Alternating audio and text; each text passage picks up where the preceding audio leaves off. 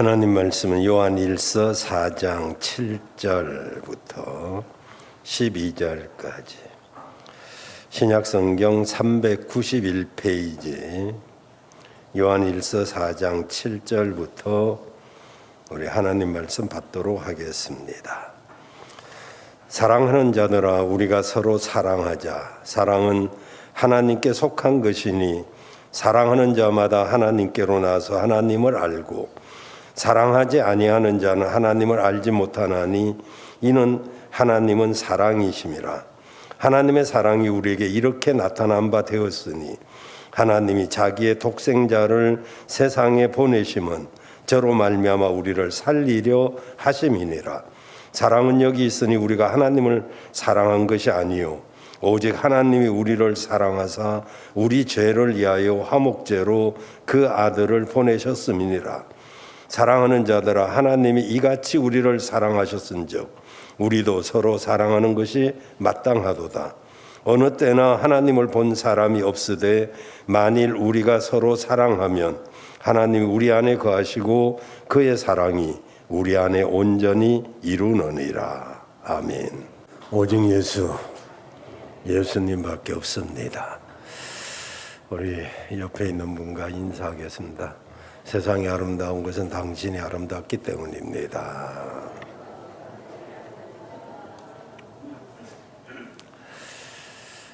그저께 며칠 동안 준비하고 작성했던 이번 주 설교 원고가 깜빡 무엇인가를 잘못 누르는 바람에 다 날아가 버리고 말았어요. 내 손으로 눌렀으면서도 믿을 수가 없었습니다. 말 그대로 찰나에 벌어진 일인데 복원도 불가능하고 손을 쓸 방법이 없었습니다. 며칠 동안 정성껏 작성했던 설교 원고가 송두리째 날아가 버려서 한참 동안 멍하니 책상 앞에 앉아 있었습니다. 그러다 문득 그런 생각이 들었습니다. 이 짧은 순간에 일어난 일이 마치 지난날 내 삶과 똑같다는 생각 말입니다. 지난날 젊은 시절 삶의 의미를 잃어버리고 방황하던 시간, 잃어버린 시간, 잃어버린 젊음, 잃어버린 물질, 그리고 잃어버린 목적, 그 잃어버린 세월들을 사는 동안 내가 할 수 있는 일이라고는 아무것도 없었습니다. 무기력하고 무능력하고 대안도 없고 방황하고 세월은 흐르고 그러던 내가 아내의 기도로 하나님을 만나서 다시 새로운 내 인생을 시작할 수 있었습니다. 다시 일어나서 밤 2시 정신을 차리고 책상 앞에 앉아서 처음부터 설교를 작성해 나갔습니다. 새벽 4시에 마치게 되었고 이번에는 날아가는 일이 없도록 여기저기 여러 군데 저장을 해놓았습니다. 살면서 만나게 되는 일들은 참으로 다양합니다. 내 힘으로 통제가 가능한 일도 있지만 내 힘으로 통제가 불가능한 일들도 많이 생기기 마련입니다. 그럴 때 우리는 어떻게 해야 될까요? 두말할 것 없이 다시 시작하는 것입니다. 다시 시작한다는 것은 무언가가 잘못됐다는 것을 의미하고 무언가 실패를 의미하고 목적을 상실했다는 것이고 목표를 지나쳤다는 것이 그래서 다시 시작한다는 말이 아니겠습니까? 그러나 언제든지 다시 시작한다는 것은 의미가 있습니다. 다시 시작한다는 것은 아름다운 것이고 좋은 것이고 다시 시작한다는 것은 희망을 가진다는 뜻이고, 다시 시작한다는 것은 용기를 냈다는 것이고, 다시 시작한다는 것은 두려움을 이겼다는 것이고, 다시 시작한다는 것은 목표가 생겼다는 것입니다. 다시 시작한다는 것은 새로운 삶으로 힘찬 도약인 것입니다.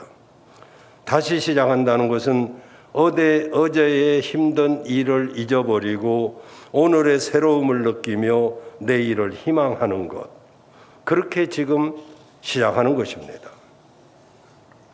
코로나로 인해서 우리의 일상생활이 무너지고 여러 가지 상황들이 어수선하며 국가적으로나 개인적으로나 교회적으로나 혼란스러웠습니다. 금년도도 자칫하면 이런 상황이 계속될 것 같기도 합니다. 그러나 이대로 주저앉는다면 그리스도인이 아니잖아요. 무엇보다도 금년도 벌써 2월 마지막 날, 마지막 주일, 세월이 얼마나 빠른지 그야말로 시편 90편 말씀처럼 날아가는 세월 속에서 우리는 이대로 주저앉을 수가 없습니다. 그런 가운데 정말 나의 삶을 새롭게 시작할 수 있다면 얼마나 좋을까, 그런 생각도 여러분도 해보았을 것입니다. 그만큼 오늘 우리들의 상황이 그리 만족스럽지 못한 것이죠. 하지만 모든 인생을 다시 살아간다는 것은 불가능한 일이라고 생각이 됩니다. 그러나 아무리 상황이 절망적이라도 상관없습니다. 왜냐하면 주 안에서는 불가능한 일이 없기 때문입니다. 하나님께서 그것을 말씀을 통해서 우리에게 제시하고 있습니다. 오늘 우리가 함께 받을 말씀이 바로 그것을 교훈하고 있습니다. 그리고 이미 그렇게 되도록 하나님이 우리에게 이정표를 세워 주셨습니다. 예수님을 믿으면 거듭난다고 하지 않습니까? 누구든지 그리스도 안에 있으면 새로운 피조물이 된다고 말씀하지 않았습니까? 그러면 우리가 어떻게 다시 시작할 수 있을까요? 세 가지로 간단하게 말씀을 드리려고 합니다. 첫째는 하나님의 사랑을 붙들고 다시 시작하는 것입니다. 여러분은 정말로 하나님을 사랑하십니까? 정말로 여러분이 하나님을 사랑하고 믿는다면 우리들의 얼굴이 왜 그리 어둡습니까? 왜 어깨가 그렇게 축 처져 있습니까? 입으로는 믿지만은 실제로는 안 믿고 있지는 않습니까? 이처럼 실제로 하나님의 사랑을 느낄 수 없다면 그 사랑이 무슨 소용이 있겠습니까? 이런 신앙은 아무런 능력이 없습니다. 이제 우리는 이런 생활에서 벗어나야 될 것입니다. 어떤 한 사람의 실패된 인생을 오래전에 제가 소개를 한 적이 있었는데 오늘 이 사람의 인생을 잠깐 다시 한번 살펴보기를 원합니다. 1816년 그 집에 온 집안이 파산을 겪었습니다. 그의 가족은 집을 잃고 길거리로 쫓겨났습니다. 그는 혼자 힘으로 그 가족을 먹여 살려야만 했습니다. 그 후 2년 후에 1818년 그 사랑하는 어머니가 세상을 떠났습니다. 그리고 2년 후에 1831년에 그는 사업을 시작했지만 망하고 말았습니다. 1832년 직장 다니던 데서 쫓겨나고 그리고 그는 법률학교에 입학하기를 원했지만은 거절을 당했습니다. 1832년 그는 입법부 의원에 출마했지만 낙선했습니다.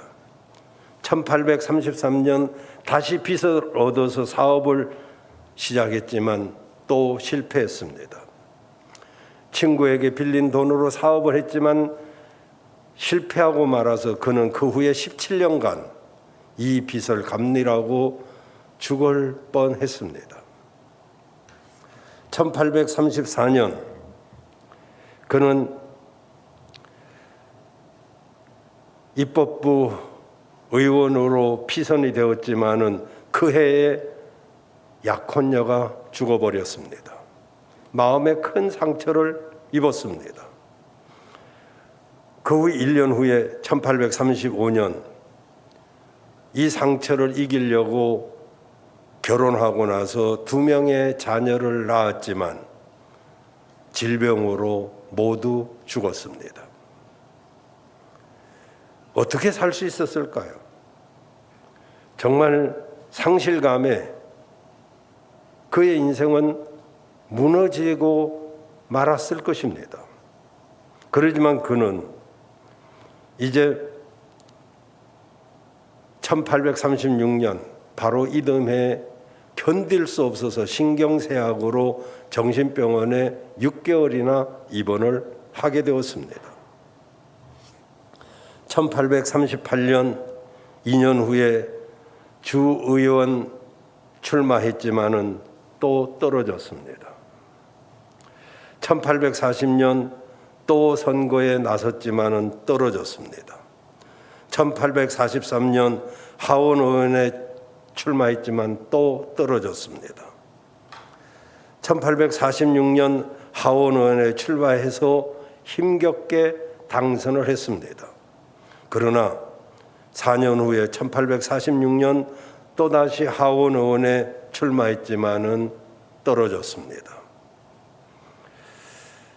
1849년 고향으로 돌아가서 이제는 국유지 관리인이라도 하려고 했지만은 취업이 되지 않았습니다. 1854년 상원의원에 출마했지만 떨어졌습니다. 1856년 부통령 후보에 출마했지만 100표 차이로 떨어졌습니다. 1858년 상원의원에 2차 출마했지만 떨어졌습니다. 이 한 사람의 실패 경력은 아무나 겪을 수 없는 일이었습니다. 그러나 그는 이런 실패에도 굴복하지 않고 1860년 미 합중국의 대통령으로 당선이 되었습니다. 바로 여러분이 잘 알고 있는, 아니 세계 최고의 대통령이라고 불려지고 있는 아브라함 링컨의 일대기입니다. 그는 이렇게 말을 했습니다. 내가 가는 길은 길이 험하고 미끄러웠다. 그래서 나는 자꾸만 미끄러지며 길바닥 위에 나둥댕이 처지곤 했다. 그러나 나는 곧 기운을 차리고 내 자신에게 이렇게 말했다. 괜찮아.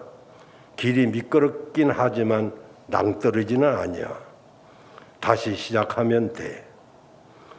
이렇게 쉬움없는 실패 속에서도 다시 시작할 수 있었다는 것에서 그의 믿음과 인성, 그리고 인간관계, 끈기, 성실함, 이런 것들을 우리는 볼 수가 있습니다. 그는 학교도 제대로 나오지 못했습니다. 오직 어머니가 보던 낡고 떨어진 성경 하나만 유산으로 물려받았지만 그는 누구보다도 지혜롭고 위대한 대통령으로 미국뿐만 아니라 전 세계 사람들의 존경받는 인물이 되었습니다. 사랑하는 여러분, 하나님의 사랑에 대한 체험은 우리 인생에 엄청난 능력을 가져오게 됩니다. 한번 상상해 보시길 바랍니다. 하나님의 사랑이 정말 이 초등학교 제대로 못 나오고 유산 하나도 받지 못하고 성경책 한 권 달랑 받고 수 없는 실패를 겪은 이 사람에게 다시 시작할 수 있는 힘을 주었다는 것. 그런데도 안타깝게도 오늘날 많은 사람들이 하나님의 사랑을 몰라서 좌절과 불행의 인생을 살아가고 있습니다. 불신자만 그런 것이 아닙니다. 깜짝 놀랄 사실은 얼마나 많은 신자들이 하나님의 사랑을 실제로 느끼지 못하고 있다는 사실입니다. 왜 그렇게 되었을까요? 하나님의 독생자까지 주시기까지 우리를 사랑하셨는데 우리가 그것을 느끼지 못하는 이유는 무엇일까요? 오늘 성경에 보니까 성경은 분명하게 하나님이 우리를 먼저 사랑했다고 말씀하고 우리가 그를 사랑한 것이 아니라 그분이 우리를 사랑하셨는데 어떻게 사랑했느냐 하면은 독생자를 주시기까지 우리를 사랑하셨다고 말씀하고 있습니다. 얼마나 놀라운 사랑입니까? 제가 전에 한번 예화도 말씀드린 적이 있습니다마는 어떤 사람이 아들을 7명 낳았는데 그의 형은 자식이 없어서 곤고한 삶을 살다가 동생한테 부탁을 합니다. 동생은 아들이 7이나 되니까 그 중에 1명 나한테 줘서 내가 이렇게 양자로 삼아서 내 후대를 이어갈 수 있도록 해주면 얼마나 좋을까. 그랬더니 동생이 뭐 그러죠. 전 자식이 7명이나 있는데 형님한테 그거 못하겠습니까? 아내하고 상의해서 어느 자식이든지 후대를 잇도록 해드리겠습니다. 그리고 와서 아내하고 상의를 했더니 그래, 첫째를 보내면 첫째는 우리 집 맞상주인데 장손인데 안 되지. 둘째는 우리 집에서 공부 잘하는 놈은 그놈밖에 없는데 안 되지. 셋째는 장애가 있어가지고 우리가 돌보지 않으면 어떻게 되겠는가. 이러고 하다 보니까 7명 중에 1명도 보낼 자식이 없더라잖아요. 여러분, 하나님은 독생자를 주시기까지 여러분을 사랑하셨습니다. 우리가 언제 한번 조용한 시간에 홀로라도 교회 나와서 십자가를 한번 한참 동안 바라보시기를 바랍니다. 우리가 이 십자가를 중요하게 여기는 것은 바로 하나님은 바로 이 십자가를 통해서 지금도 나는 너를 내가 죽기까지 사랑한다고 말씀하고 있기 때문입니다. 여러분, 하나님께 기회를 한번 드려보십시오. 여러분에게 하나님의 사랑을 심을 수 있도록 아무리 바빠도 시간을 내서 하나님 앞에 그 시간을 한번 드려보십시오. 믿음이 역사할 수 있도록 말씀을 읽고 그 말씀을 묵상하고 한번 깊이 또 상고해 보시기를 바라요. 기도하는 시간을 구별해서 한번 드려보시길 바라요. 그리고 그 약속을 믿으시고 그리고 정말 기도하는 시간을 구별해 내면 거기서 하나님의 조용한 음성을 들을 수 있을 것입니다. 무엇이 그리 바쁘십니까? 무엇이 그렇게 힘들게 하십니까? 하나님 앞에 조금도 시간을 들이지 못하면서 어찌 하나님의 사랑을 내가 안다라고 말할 수 있을까요? 하나님, 그분은 여러분을 사랑하시는데 여러분이 느끼지 못한다면 그 애타는 짝사랑, 그것이 하나님의 사랑인데 여러분, 얼마나 여러분은 하나님을 사랑하십니까? 우리가 하나님을 얼마만큼 사랑하는지 정말 말할 수 없다면 분명히 말할 수 있어야 되지 않겠습니까? 저와 여러분이 한 주간 동안 기도하는 시간을 잠시라도 가지셔서 십자가를 통해서 하나님의 사랑을 확신하시고 그 사랑을 가지고 다시 여러분의 믿음을 시작하기를 바랍니다. 두 번째는 형제 사랑의 힘으로 다시 시작해야 될 것입니다. 11절에 보면 하나님이 우리를 사랑하셨으니 우리도 서로 사랑하는 것이 마땅하다 이렇게 말씀하고 있습니다. 이것이 우리를 행복하게 만들기 원하시는 하나님의 뜻입니다. 왜냐하면 우리가 서로 사랑할 때 하나님의 사랑과 능력이 우리 가운데 더 충만하게 되기 때문입니다. 12절에 보면 어느 때나 하나님을 본 사람이 없으되 만일 우리가 서로 사랑하면 하나님이 우리 안에 거하시고 그의 사랑이 우리 안에서 온전히 이루어지느니라 라고 말씀하고 있습니다. 오늘 우리들의 심각한 문제는 우리 삶 속에, 우리 가정 속에, 우리 직장 속에, 사회 속에, 심지어는 교회 속에도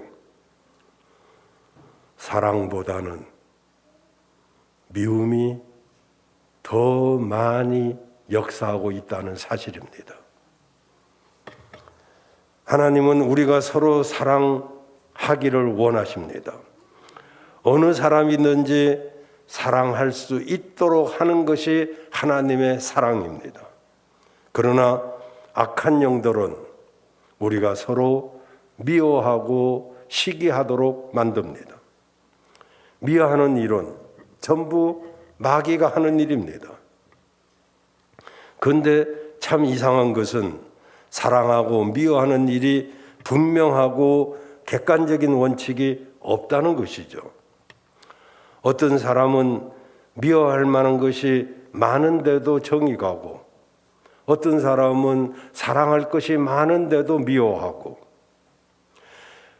정말 그런지 안 그런지 여러분의 사랑의 대상을 한번 생각해 보시길 바랍니다. 얼마든지 있죠. 여러분 미워하는 사람의 장점을 한번 생각해 보세요. 얼마든지 있습니다. 사랑하는 사람의 단점을 한번 생각해 보세요. 얼마든지 있습니다. 그런데 미워할 만한 단점이 그렇게 많은데도 왠지 그를 나는 좋아하고 정말 사랑할 만한 장점이 그렇게 많은데도 왠지 나는 그를 미워하는 그런 거 없어요? 여러분 어떤 사람을 나 저 사람 사랑해야 되겠다 이렇게 계획해서 사랑하신 적이 있나요? 내가 저 사람 미워해야 되겠다 계획해서 미워하나요? 우리가 하나님께서 사랑하게 하시면 누구든지 사랑하게 됩니다. 마귀의 꾀임에 빠지면 누구든지 미워하게 됩니다. 정말 우리 사랑, 그러죠? 얼마나 조건적입니까? 얼마나 계산적입니까? 얼마나 이기적인가요? 다 따지고 계산하고 그러죠. 뭐 저부터 나한테 잘하면 나도 좋고 나한테 못하면 나도 싫고 우리 인간의 사랑은 그런 거죠. 그런 사랑으로 누구를 얼마만큼 사랑할 수 있을까요? 여러분 하나님의 사랑이 내게 오지 않는 한 우리 사랑은 진정한 사랑이기가 어렵습니다. 하나님은 여러분의 마음이 고침받기를 원하십니다. 부모, 형제, 친척을 향해서 또는 여러분의 이웃이나 심지어 같은 성도들을 향해서 혹여라도 가지고 있는 미움의 뿌리가 있다면 오늘 이 시간 뽑아버려야 될 줄로 믿습니다. 뽑아야 여러분이 사는 거예요. 정말 어떤 사람은 그 미움과 그 원망 불평을 마치 무슨 보배나 되는 것처럼 아끼고 또 아끼고, 그래서 껌처럼 씻고 또 뒀다가 또 꺼내서 씹고, 그런 사람이 얼마나 많습니까? 그러면 그 사람이 죽는 게 아니라 실제로는 그 당사자가 죽는 거죠. 상대방이 죽는 게 아닙니다. 아니, 피차 망하는 거죠. 피차 죽는 거죠. 그가 누구이든 미워하고 무관심으로 대하고 쌀쌀하게 대했다면 오늘 형제 사랑을 회복하기를 바랍니다. 이제부터는 형제, 다시 말해 성도님들입니다. 성도님들을 좀 따뜻하게 대해주고 그의 말을 들어주고 그의 마음을 알아주고 그를 가치 있게 평가해주고 나의 신뢰를 표현해주고 좋은 말로 충고해주고 실수는 덮어주고 서로 다른 것을 이해해주기를 바랍니다. 아무리 맛있는 음식도 혼자서는 맛이 없습니다. 아무리 아름다운 옷도 보여줄 사람이 없으면 소용이 없어요. 새로 산 옷을 입고 나 어때 하고, 그래도 남편 앞에서라도 누구 앞에서라도 이게 보여줄 것이 있어야지. 아무리 재미난 이야기도 들어줄 사람이 없으면 무슨 소용이 있겠어요. 아무리 황홀한 사랑도 혼자서는 못하는 법입니다. 아무리 멋진 경치도 아무리 좋은 여행도 혼자서는 재미가 없는 것입니다. 여러분과 같이 할 사람이 있을 때 그때 의미도 있고 감동도 있는 것입니다.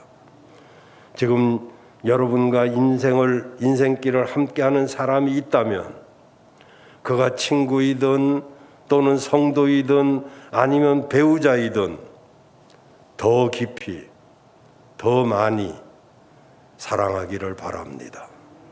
이것이 은혜 받는 것이고 서로 사랑하는 것입니다.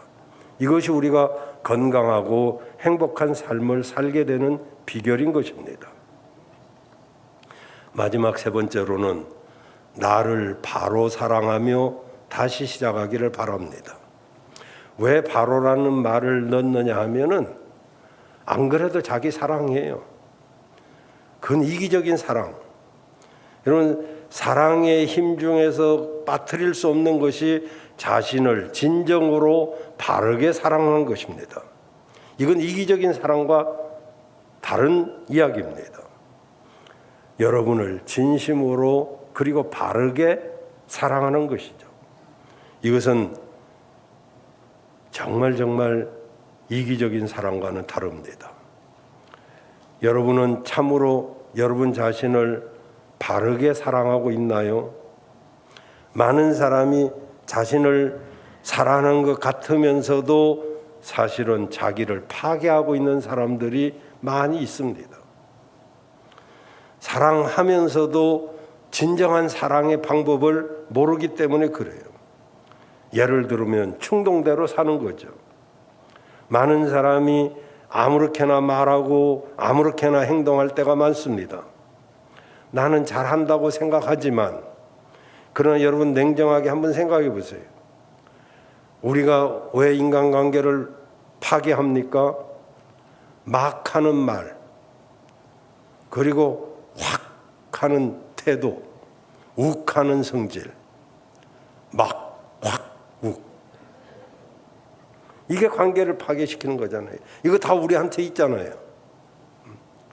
말을 하다가 막 하고, 그리고 확 그냥 그러고 욱하고. 성질 없는 사람 누가 있어요? 여러분, 기분 따라 살지 말기를 바래요. 기분이 얼마나 변덕스러운지 여러분 냉정하게 가만히 생각해 보세요. 기분 좋을 때가 많던가요? 기분 나쁠 때가 많은가요? 그때그때 다르지만 기분은요, 나를 망치기가 쉽습니다. 인생을 기분에 맡기면 안 됩니다. 부모가 자녀를 기분으로 키웁니까? 하나님이 기분으로 여러분을 대하던가요? 때때로 기분을 잘 관리해야 됩니다. 기분과 감정에 지지 말아야 돼요. 또 어떤 사람은 열심히 살면 자기를 사랑하는 줄 압니다.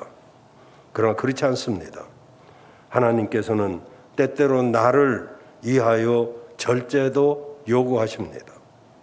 영적인 힘의 공급과 그리고 휴식을 위하여 주의를 거룩하게 지키게 하시는 것도 다 우리를 위하여 주시는 규례입니다. 이번에 서울시장 나선 어떤 후보는 주 4일제를 주장하는데 또 그걸 좋다고 여당 후보가 찾아가지를 않나, 야당 후보가 찾아가지를 않나. 아니 그러려면 차라리 주 3일제로 하든지.